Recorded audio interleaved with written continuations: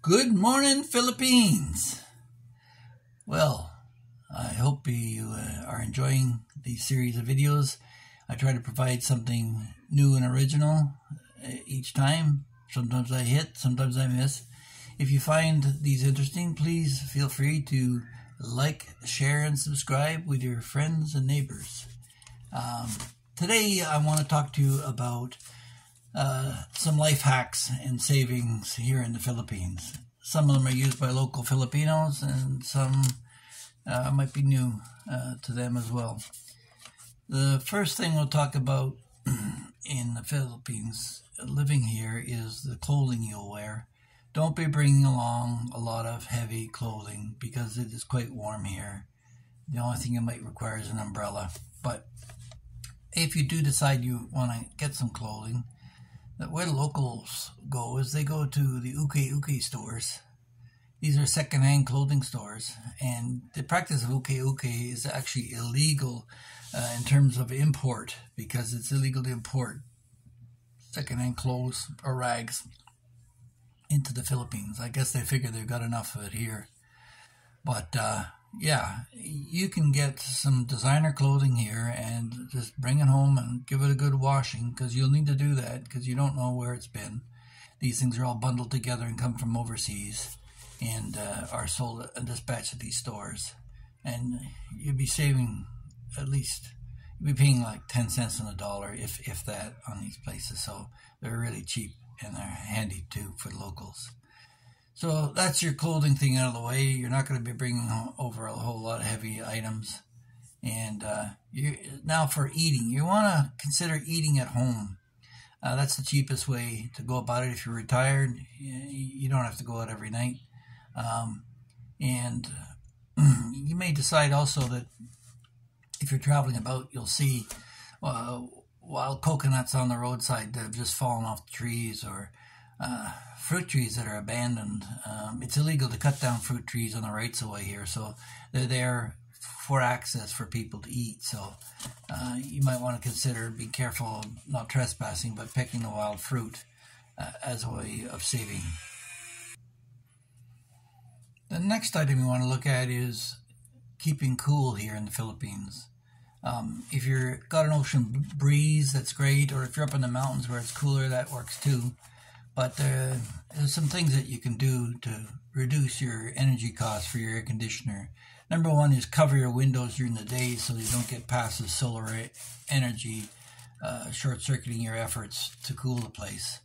And so good heavy-duty window coverings. And you can also look at lowering the wattage in the light bulbs that you're using there to not over-illuminate the place. And the light bulb generates more heat than it does actual light. And then you might want to consider opening windows on alternate sides of the house to create a breezeway. And actually, in the evening, you should actually open it up and turn on the fan and blow all the hot air out that's coming over the day, basically flushing the hot air of the house in the evening before you turn your AC on. Another thing you can look at is, on the longer term, if you're living here longer, is plant some trees that'll block the sun and do so naturally. I planted coconut trees here, and they work wonders on the south side of the house, and it also provides me with some coconuts that the neighbors enjoy along with ourselves. So yeah, plant some trees to cool off the side of the house. And then from a basic maintenance perspective, make sure you keep that air conditioner filter clean. It'll accumulate a fair amount of dust just in a week, so check it weekly and make sure that you've got a air conditioner that's got a proper flow through. Now, in terms of transportation, when you settle in your place, whether it's your hotel, you're staying there longer term, or your residence, you should walk the neighborhood and find out what's there, because if you know that there's a store just down the street that provides you with your smokes or your beer or whatever it is you want, eggs, bacon, whatever you need, if it's right there handy, why go all the way into town every time you need something? So walk a few blocks and find out your bearings. I always make a point when I'm in a new town to get lost, bring a map with me and find my way back to the hotel, just from a point of understanding the routes within the town. So I don't recommend you do it, but that's what I do. And then if you're staying there longer, you might consider getting a bicycle if you're in any kind of fit shape. But if you're more fragile, getting older, and you're elderly, then you might want to consider using a local tricycle. The guys both have them in pedal and motorized form. The pedal ones are limited to where they can go. They're not allowed on major highways. And even the motorized ones, there's limitations on them. But they can get you about to and from the hotel or your residence to whatever shop you're shopping at.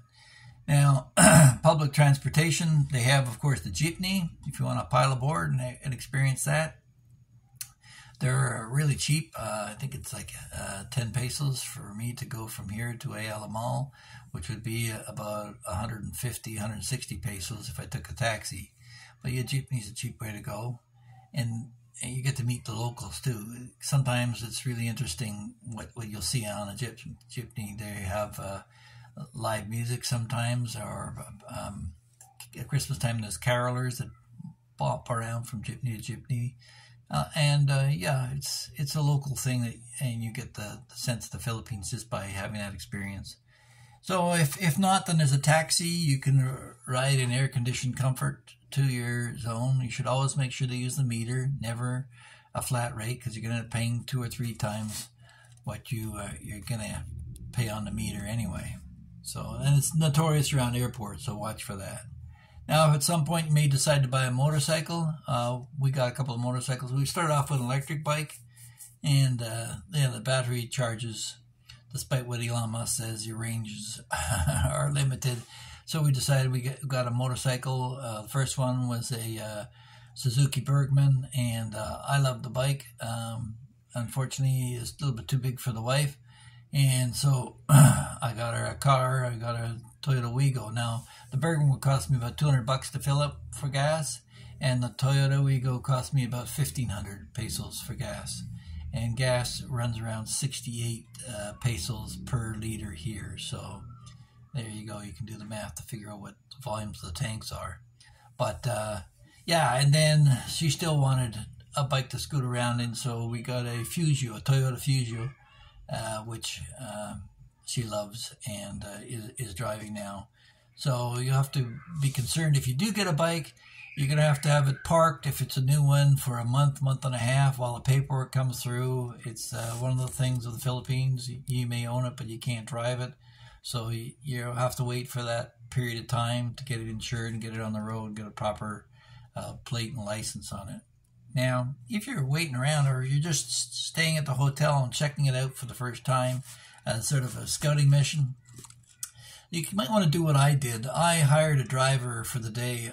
I did it through the hotel, so I saved some money because straight going out to a car and driver is going to cost between $50 and $100 a day, and you're going to have to feed the driver regardless, either way.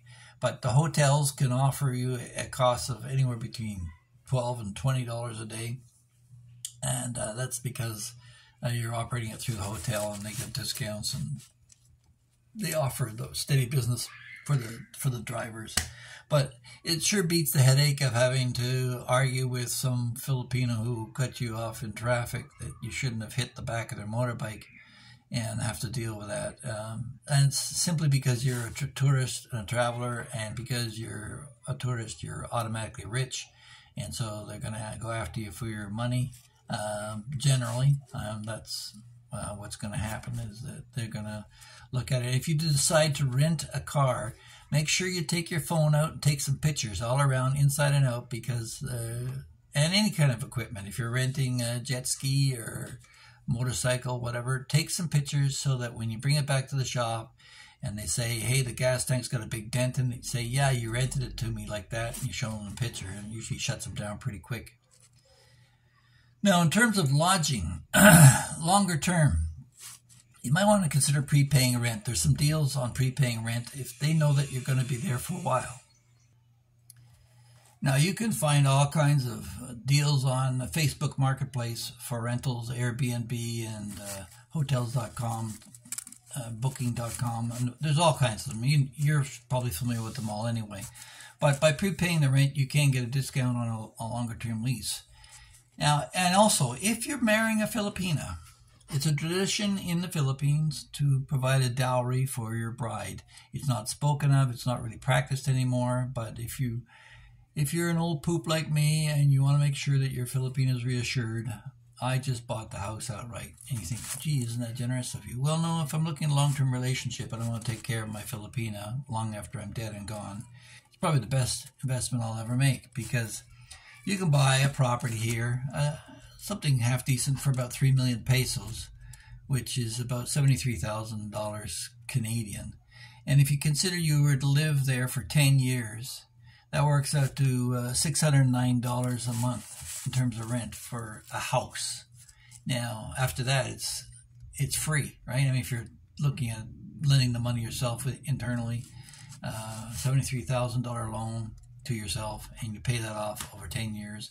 And then the house is worth probably double that in 10 years anyway because of inflation. Certainly here in the Philippines, there's strong inflationary moves in the housing market as more and more Westerners are waking up to the fact that it's a lot cheaper and a lot more fun and a lot less hassle here in the Philippines. So they're coming here and they're doing it.